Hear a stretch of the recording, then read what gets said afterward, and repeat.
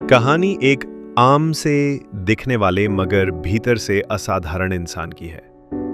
नाम था रामू। एक छोटे से शहर के रेलवे स्टेशन पर साइकिल रिक्शा चलाने वाला।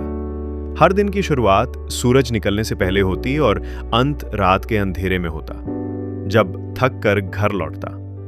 घर एक टपरी जैसा टूटा फूटा कमरा जिसमें उसकी बूढ़ी माँ और एक छोटा भाई भी रहता था। रामू का जीवन कठिनाइयों से भरा था, मगर उसका सपना बड़ा था। वो हमेशा कहता, मेरे सपने मेरी गरीबी से बड़े हैं। बचपन में उसने स्कूल जाना शुरू किया था, लेकिन छठी कक्षा में ही पिता की मौत के बाद पढ़ाई छोड़नी पड़ी और घर चलाने की जिम्मेदारी उसके कंधों पर आ गई। एक दिन स्टेशन पर रामू एक व्यक्ति को छोड़ने गया। वो व्यक्ति विदेशी कपड़ों में था, स्मार्टफोन पर बात कर रहा था और बड़ी सी गाड़ी से आया था। बातचीत से रामू को पता चला कि वो एक कंपनी का सीईओ था जो गरीब बच्चों की शिक्षा के लिए काम कर रही थी। रामू ने झिझकते हुए पूछा, साहब, आप कैसे सीईओ बने? वो व्यक्ति मुस्कुराया और कहा, सीईओ बनने के लिए कार नहीं चाहिए, सोच चाहिए। पहले खुद पर यकीन करो। वो बात रामू के दिल में उतर गई। उस रात वो सो नहीं पाया। उसके मन में बार बार यही सवाल घूमता रहा, क्या मैं भी कभी कुछ बड़ा कर सकता हूं? अगले ही दिन से रामू ने अपनी दिनचर्या में एक बदलाव किया। सुबह जल्दी निकलने से पहले वो एक पुरानी किताब लेकर बैठ जाता जो उसने कबाड़ी वाले से ली थी, how to start a business. अंग्रेजी कमजोर थी लेकिन जज्बा मजबूत। दिन भर रिक्शा चलाता और रात में स्ट्रीट लाइट के नीचे पढ़ता।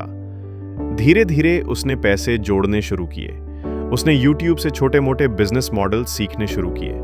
कुछ सालों में उसने एक छोटी चाय की दुकान खोली जहां वो सेल्फ सर्विस सिस्टम लाया। शहर में पहली बार लोग चाय लेने आते, साथ में उसकी विनम्रता और ईमानदारी भी ले जाते। रामू की दुकान चल निकली। अब वो हर दिन नए ग्राहक से कुछ सीखता और उसी दुकान के बगल में एक छोटी लाइब्रेरी खोल दी, मुफ्त किताबें पढ़ने के लिए। उसकी सोच थी, अगर मैं नहीं पढ़ सका तो दूसरे क्यों ना पढ़ें। उसकी ये सोच लोगों को छू गई। एक एनजीओ ने उसके काम में रुचि दिखाई और उसे एक छोटे पैमाने पर बिजनेस फैलाने में मदद की।